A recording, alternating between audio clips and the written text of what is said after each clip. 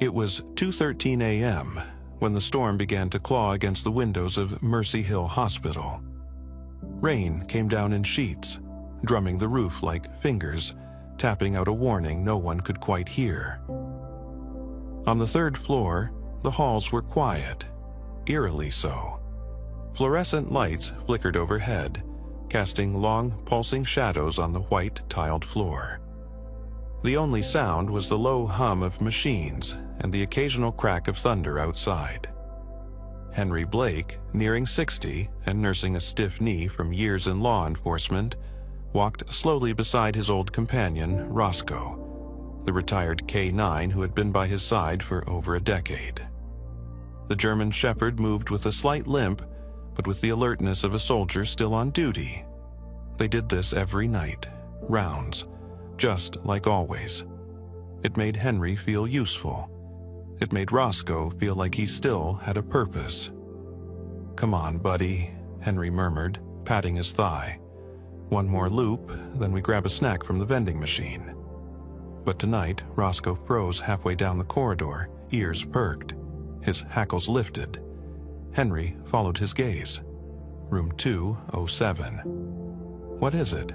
Henry asked, eyebrows drawing together. Roscoe growled, a deep, guttural warning. Then, without another sound, he lunged toward the door, barking violently.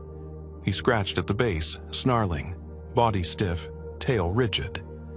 Henry grabbed his collar, surprised by the sudden aggression. Roscoe never behaved like this. "Easy, boy, hey, stop it!" Roscoe snapped his head toward him and growled, not at Henry, but at the door. That's when Henry felt it too. The wrongness. Like the air had shifted, like something behind that door didn't belong. He checked the chart on the wall. Lila Monroe, 7 years old, no listed emergency contact. Admitted 2 nights ago after a car crash on Interstate 84. Parents deceased. No family. Stable condition. No visitors. Henry knocked. Silence. He pressed his ear against the door. Nothing. "Security to 207, he radioed. "Possible disturbance, doors locked." Static. Then came a voice. Calm, sweet, familiar. "This is Nurse Boone," said the voice over the radio. "I'm with the patient. All is fine here. The child's asleep. No need for concern." Roscoe immediately started barking louder, more urgent. It wasn't just noise, it was panic. Henry's pulse ticked up. He knew that voice. Carla Boone had been the head nurse for almost a decade, respected, trusted. But something in Roscoe's reaction unsettled him to the core. He tried his master access card. The lock blinked red. Denied. "Why the hell would it be locked from the inside?" he muttered. He knocked again, louder. "Nurse Boone, open the door, please." No answer. He turned toward the night shift clerk at the nurse's station. She was still dozing, unaware. He hesitated a split second, then pulled out his emergency override card, the one only he and hospital admin had access to. As he swiped it, he whispered, "Hope I'm wrong." The door clicked, and what Henry saw next would stay with him for the rest of his life. The lights in the room were dim. The girl, Lila, was strapped to the bed using IV tubing, twisted cruelly around her small wrists and ankles. Her mouth was sealed with surgical tape. Her eyes, wide, terrified, locked onto Henry's, silently screaming. She was trembling. Carla Boone stood at the bedside, syringe in hand, the needle filled with a thick yellowish fluid. Her face, usually warm and maternal, was contorted, her eyes distant, like she wasn't really there. "She's not supposed to survive," Carla said quietly, almost dreamily. "No one will ask questions. No one ever does." Henry barely processed the words before Roscoe launched past him, snarling, crashing into Carla's side. The syringe flew from her hand and shattered on the floor. Carla screamed as she hit the wall, gasping as Roscoe bared his teeth just inches from her throat. Henry rushed to the bed, ripping the tape from Lila's mouth and pulling the tubes from her arms. She sobbed wordlessly into his chest, arms clinging to him like she was drowning. "What the hell are you doing, Carla?" Henry shouted, voice breaking. Carla, pinned to the corner, began to laugh, low, unhinged. "You think I'm the only one? You think this is just me?" She spat. "You don't know how deep this goes, Henry. It's the system. It's always been the system." Sirens began to echo down the hallway. Someone must have hit the alarm. Nurses and doctors swarmed, but Henry barely noticed. His arms were wrapped around the girl and Roscoe stood guard, growling low as security cuffed Carla on the floor.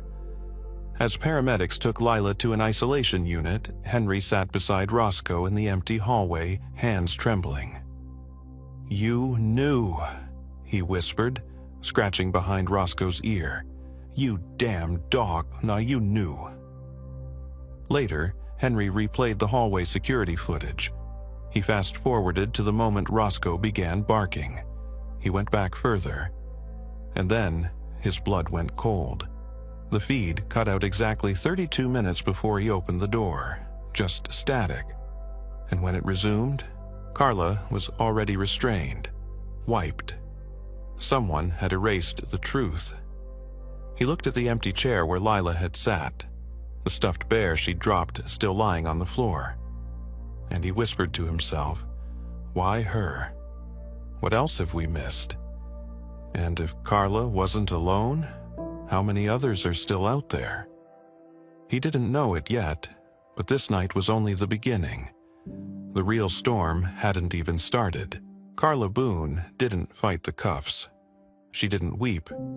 She didn't even blink as she was led away in silence, escorted through the narrow hospital corridor lined with stunned nurses and murmuring security guards. The only sound she made was a quiet hum, like a lullaby, as if the act of nearly killing a child was nothing more than finishing a shift. Henry watched her go with clenched fists. The girl she'd tried to kill, Lila, was now under tight observation in a sterile isolation room on the 4th floor, guarded and monitored. Henry had fought tooth and nail to stay by her side, but the hospital director insisted she be seen by trauma specialists first. No visitors. He understood, but it didn't sit right. Roscoe, now stitched and bandaged from a gash across his shoulder, sat at Henry's feet, his eyes fixed on the hallway where Carla had disappeared. "You did good, boy," Henry murmured, running a hand along his thick fur. "Real damn good." A few hours later, Henry returned to check on Lila. Her small figure looked even smaller beneath the thin hospital blanket. Monitors beeped around her. Her eyes, wide and unmoving, stared at the ceiling. No talking, no blinking. Not even a flicker of reaction when Henry spoke softly from the doorway. "She hasn't said a word," said Dr. Emerson, standing beside him. "She hasn't eaten either. Won't let anyone touch her. She only responds when the dog's near." Henry glanced down at Roscoe, then back at the girl. "Let us try." He walked in slowly, Roscoe padding beside him. The moment Lila saw them, her eyes darted toward the dog. She sat up slowly, trembling. Then she reached out, one small hand landing on Roscoe's muzzle. Her fingers tightened in his fur like a lifeline. It was the first sign of life she'd shown. "I'd like to take her home," Henry said later that day in the administrator's office. "At least for now. She has no family, no next of kin. No one else is going to care for her like this." "That's not how this works, Mr. Blake," the director said. "There are procedures, evaluations." "Screw procedures," Henry snapped. "That girl was nearly murdered in your hospital under your staff's nose. You think I'm letting her stay here another night?" By 8 p.m., Henry had legal emergency guardianship. That night, Henry brought Lila home. A small cabin just outside the city, surrounded by tall pines and the hum of cicadas. The fireplace glowed softly, and Roscoe curled up beside Lila's cot in the living room. She didn't speak, she barely moved, but she slept.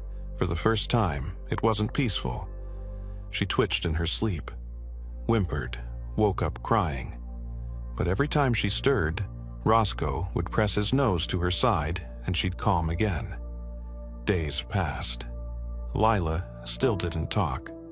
She wouldn't eat if Henry tried to feed her, but she let Roscoe nudge her cereal bowl closer and she'd slowly take spoonfuls on her own. Henry kept a notebook on the counter where he'd jot down observations. Still silent. No verbal response. Only smiles when Roscoe enters room.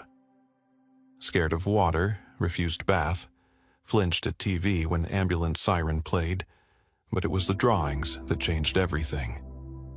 It began when Henry found Lila sitting by the window with a crayon. On a torn grocery bag, she'd drawn a crude image of a woman in a white coat holding a syringe. Beside her, a child tied to a hospital bed. It wasn't just the image, it was the symbol drawn on the nurse's wrist. A red cross with an eye in the center. He showed it to Roscoe. "You see this?" Roscoe barked once, sharp. The next day, she drew another one. This time, 3 children in beds. One had an X over their eyes. Another had a bag labeled organs. The third, her maybe, was half-shaded, still alive. Henry swallowed hard. "Lila, what did she do to the others?" he asked, gently kneeling beside her. Lila looked up at him for the first time, and her lower lip quivered. She reached out and took his hand, and placed the crayon into it. Then she pointed to Roscoe. "He knew," she whispered. Just 2 words. But they knocked the breath from Henry's lungs. "You can talk," he said softly. Lila nodded once, then buried her face in Roscoe's fur. That night, Henry stayed up reviewing old articles. He found a piece from 2 years ago, 3 missing children from an understaffed hospital in Spokane. No video, no trace. All were orphans, all declared runaways. And one of the nurses interviewed? Carla Boone. But there was more. He searched public medical staff directories, filtered by hospitals with recent lawsuits or sudden resignations. Carla's name came up 3 more times, each tied to pediatric departments, each in cities where child disappearances had been quietly closed. He pulled up the red eye cross from Lila's drawing.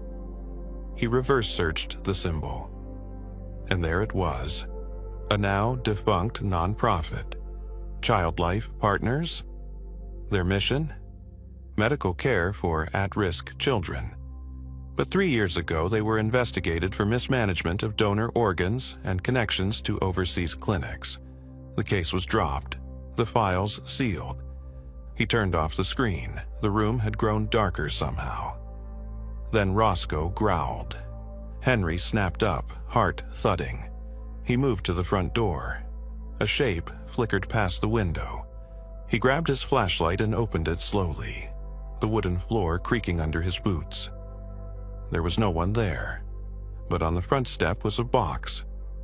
A small doll lay inside it, its neck neatly slit with red paint smeared across its mouth. Taped to its dress was a note, hand-typed in block letters, "Give her back," or "Next time, we send real blood." Behind him, Roscoe barked furiously. Lila stood in the hallway, frozen, her tiny frame shaking. Henry stepped forward, picked up the box and slammed the door shut. Then he turned, faced them both and said through clenched teeth, "They made the wrong damn threat." The box with the mutilated doll sat in Henry's garage, untouched, sealed in an evidence bag he'd made himself. He hadn't called the police. Not yet. He didn't trust the system, especially not after what Lila had shown him. Especially not when Carla Boone, a woman who had nearly killed a child in cold blood, was now out on bail and walking free. Roscoe hadn't stopped pacing since that night. Every creak in the floorboards, every flicker of headlights from the road sent him to the door, growling. The old dog was on edge, and so was Henry. Lila was slowly coming back to life, but only in fragments. She still didn't speak much, and when she did, it was barely above a whisper. She followed Roscoe everywhere, as if the dog were the only living being she trusted. One morning, she slid a drawing across the table toward Henry. It showed a hospital room, a shadow standing over a bed, and 3 sets of eyes behind a window. Watching. There were more, she said. She wasn't the only one. Carla? Lila shook her head. The man with the white coat, he gave her the bag. What bag? Her little hands trembled. With the red mark. Henry stiffened. He'd seen that mark before. It matched the one he found in the nonprofit file, a red cross with an eye in the center, the symbol of Child Life Partners. Except it wasn't just a charity, it was a cover. He was starting to believe this went deeper than just one rogue nurse. He scanned the article printouts again, dozens of reports, scattered across his dining room table like pieces of a puzzle that didn't want to fit. Missing kids, no suspects, no video footage, no outrage, just quiet disappearances from hospitals across the state. Some were marked as runaways, others simply vanished from the system. It wasn't coincidence, but what made his stomach turn was the call he received that afternoon. "Mr. Blake," said a clipped voice on the other end. "We need to speak about your conduct." "Who is this?" "This is Gerald Knox, acting administrator for Mercy Hill. We've received a formal complaint.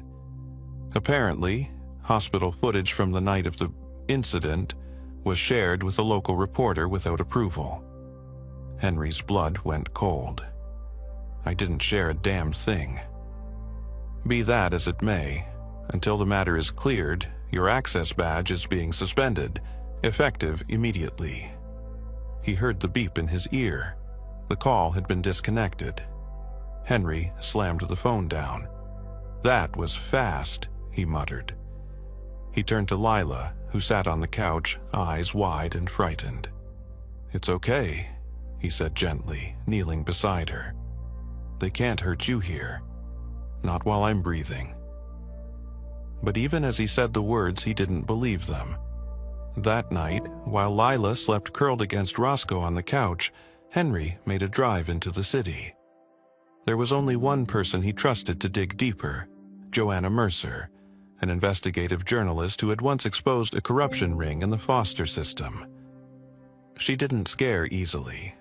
She'd also nearly lost her life doing it. She opened her apartment door in pajama pants and a hoodie, barefoot, hair in a messy bun. "Henry Blake," she said, lifting an eyebrow. "Didn't think I'd see you again unless someone was bleeding. Got something worse than blood." Over coffee and low whispers, Henry laid it out: the attempted murder, the erased security footage, the doll on the porch, the drawings. Joanna sat in silence, absorbing each word. Then she said, "I've heard whispers about something like this before, but every time I got close, the sources went cold or disappeared." "You think Carla's part of a network?" "She's a foot soldier," Joanna replied. "The real monsters wear suits and donate to hospitals in their name." Henry pulled out Lila's latest drawing. Joanna's eyes narrowed at the red eye within the cross. "Child Life," she said. "I tried to follow their trail once. Overseas branches, closed-door audits. It didn't lead anywhere. Well, now it leads to my house." Joanna agreed to run what she had and cross-check it with Henry's findings. If they could put something together, just enough, they'd publish it, even if it meant doing it underground. But when Henry returned home that night, something was wrong. The porch light was off. The air smelled like smoke. He opened the door slowly, hand on his pistol. "Lila?" No answer. Roscoe. A low whimper came from the back of the house. He ran. In the backyard, the shed door stood open. Inside, Roscoe was dragging himself across the floor, blood pooling from a wound near his ribs. Henry dropped to his knees. "Jesus, no, no, no, stay with me." Roscoe let out a strained bark. Henry looked up. Lila was gone, and scratched into the wooden floor with a nail, barely legible, were the words, "I'll be good, don't hurt him." He stared at it, heart pounding. They took her. He looked down at Roscoe, who weakly nudged a small tracking device with his nose, the one Henry had once shown him how to use. It was activated. The signal blinked on Henry's phone. The coordinates pointed to a warehouse on the outskirts of town, abandoned for years. Henry stood up slowly, fire rising in his chest. "They came into my home," he whispered. Then he grabbed his gun, the first aid kit, and a Kevlar vest from his closet. Roscoe, despite the wound, struggled to his feet. "You're not coming." Roscoe limped forward, refusing to stay. Henry didn't argue. They were going to get her back, and this time someone was going to pay. The rain was falling again. Harder this time. Thick drops slamming the windshield like fists as Henry's truck roared down the cracked county road leading out of town. The warehouse sat at the edge of a shuttered industrial park, surrounded by rusted fences, broken lampposts, and emptiness that screamed of secrets. The GPS pinged again. The dot hadn't moved. "She's still there," Henry muttered. His knuckles were white on the steering wheel. Roscoe, stitched up and bandaged, sat in the passenger seat, breathing heavily but alert, his ears twitching with every crack of thunder. "You don't have to come," Henry said, glancing over. Roscoe huffed through his nose like hell. "Yes, I do." Henry gritted his teeth and kept driving. The warehouse loomed into view, 3 stories of rotted metal and shattered windows, surrounded by overgrown weeds and silence that felt staged. Too still, too clean. He parked far off, killed the lights, and pulled out the binoculars. 2 figures stood near the loading dock, both in rain ponchos. Armed, movement inside. There were lights, flashlights, generators. "Security detail for an abandoned building," Henry whispered. "Yeah, this is it." He checked the magazine on his pistol, adjusted his Kevlar, and looked at Roscoe. "We go quiet, fast, and don't miss." Roscoe gave a low growl, as if in agreement. They approached from the rear, sticking to the tree line. Henry spotted a small service door left ajar, propped open with a brick. The kind of detail a team might miss in a rush. He and Roscoe slipped inside like shadows. The interior smelled like mildew, bleach, and something else. Metallic, like rust, or blood. Henry crouched, flashlight off, pistol drawn. Roscoe moved beside him, limping but focused. They crept down a long corridor lined with crates and scattered medical supplies. A makeshift clinic had been set up, cots, IV stands, bins marked biohazard. There were cages, empty but stained. Voices echoed down the hall. 2 men, one older, deeper voice, confident, the other familiar. Carla Boone. "She's sedated," Carla was saying. "She won't remember a thing, just like the others." "And the man?" the older voice asked. "Blake's not the concern. They've already suspended him. We have protocols for this. He's disposable." Henry's jaw clenched. Roscoe's ears perked, eyes locked on a side door. Henry motioned, and they moved together, staying low. Through a crack in the door, Henry saw them. Carla, in scrubs again, her hair tied back neatly, and a tall man in a black coat. Dr. Malcolm Vance, hospital director. His badge still pinned to his chest like it meant something. Behind them, on a gurney, was Lila, small, still, strapped down. Vance pulled a syringe from a cooler. "Fentanyl cocktail, quick, quiet, gone in 3 minutes." Carla nodded. "I'll prep the line." Henry's heart stopped. He couldn't wait. He kicked open the door. "Step away from her," he roared, gun raised. Carla screamed, stumbling back. Vance dropped the syringe. Roscoe lunged straight at him, teeth bared. "Roscoe, hold!" Henry shouted. The dog skidded to a stop just short of Vance, snarling, blocking him from the gurney. "You don't know what you're doing," Vance said calmly, stepping forward. "This is bigger than you, Blake. You don't get to stop it. You drugged her. You tied her up. You tried to kill her. That's all I need to know." Carla tried to run. Roscoe caught her by the leg, dragging her to the ground. From outside came the sound of screeching tires. "Back up." Henry grabbed Lila's restraints, tearing them loose. She was groggy, mumbling, trying to speak. "Shh, I got you," he whispered. "You're okay, I've got you." Just then, a shot rang out. Henry ducked, shielding Lila with his body. A bullet embedded itself in the wall behind him. Armed guards, 3 of them, stormed in from the back hallway. Henry dove for cover, firing twice, hitting one in the leg. The others fired wildly.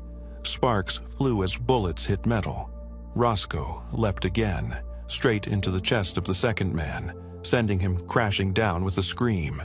The third raised his weapon, and then collapsed as a burst of red mist sprayed from his side.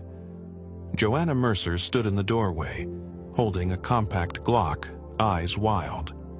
"Told you I'd watch your back," she said. Henry gave a sharp nod. "You picked a hell of a time." Together, they took down the last of the resistance. Vance tried to flee, but Roscoe caught him by the coat, dragging him to the floor like a rag doll.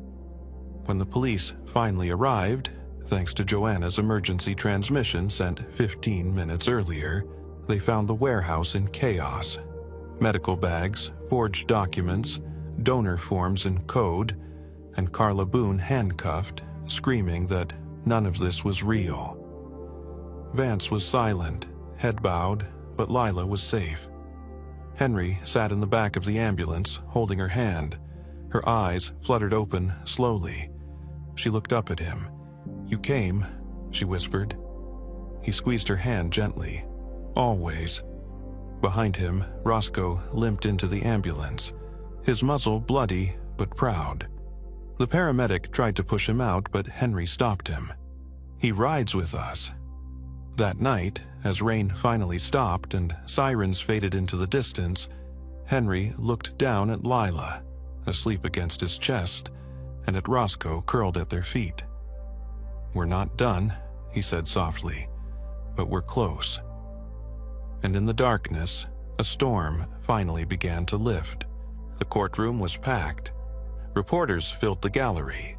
Microphones poked out like antennae from every bench, and dozens of eyes shifted from Carla Boone to Malcolm Vance, 2 faces that once wore the masks of healers, now unmasked as orchestrators of something horrific. But it was the girl sitting quietly near the front that every lens tried to capture. Lila Monroe. Now 8, her small frame still bore the fragility of trauma, but her eyes no longer looked away. She sat between Henry and Joanna, her back straight, hands folded. Roscoe, wearing a service vest, sat by her feet, tail gently thumping whenever she reached down to touch him. The trial had lasted 2 weeks. The evidence, thanks to the warehouse raid, was overwhelming. Forged death certificates, medical records for children who never existed, and direct financial trails linking child life partners to off-the-grid medical facilities overseas. Carla had broken first. Under pressure, she had detailed everything: the grooming of expendable children, the hush money, the way Vance's group preyed on those with no one to fight for them.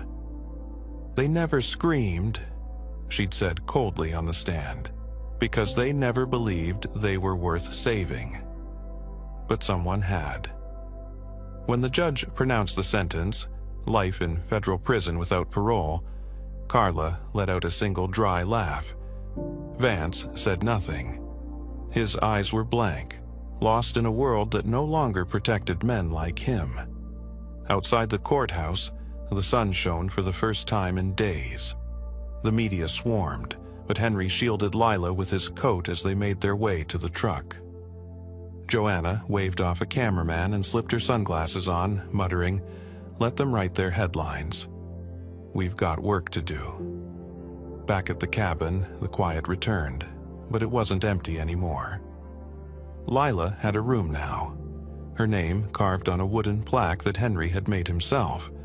The bed was always neat, the window always cracked just a little to let in the sound of birds. And Roscoe, though now slower and more gray around the muzzle, slept beside her door every night without fail. One evening, as they sat on the porch, Henry handed Lila a form. "What's this?" she asked. "It's official," he said, voice rough. "I want you to be my daughter, if you want that too." Her eyes filled with tears. "I thought I already was." He smiled. "Guess this just makes it real." She signed it in purple crayon. A few months later, Joanna launched Project 207, named after the hospital room where it all began. With the help of Henry, a growing team of advocates and survivors, the initiative focused on uncovering abuse within healthcare systems, protecting orphaned children, and creating sanctuaries for those recovering from trauma. The first rescue shelter opened in Portland, a modest brick building with warm lighting, soft blankets, and dogs trained to comfort children who hadn't spoken in years. Roscoe was the program's honorary ambassador. His photo, ears perked, eyes bright, hung above the fireplace. The story spread.